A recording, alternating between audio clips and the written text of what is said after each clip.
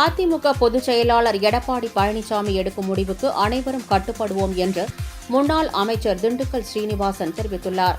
திண்டுக்கல் திருச்சி சாலையில் உள்ள வ.உ.சி. திருவுருவச் சிலைக்கு அதிமுக சார்பில் முன்னாள் அமைச்சர் திண்டுக்கல் ஸ்ரீனிவாசன், நத்தம் விஸ்வநாதன் ஆகியோர் மாலை அணிவித்து மரியாதை செலுத்தினர்.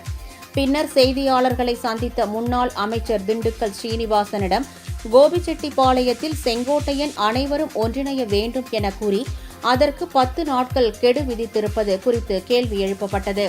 இதற்கு பதிலளித்த திண்டுக்கல் ஸ்ரீனிவாசன் அனைவரும் ஒன்றிணைய வேண்டும் எனவும் இதுகுறித்து பொதுச் செயலாளர் முடிவெடுக்க வேண்டும் எனவும் செங்கோட்டையன் கூறியுள்ளார் எனவும் அதே கருத்துதான் தங்களுடைய கருத்து எனவும் தெரிவித்தார்.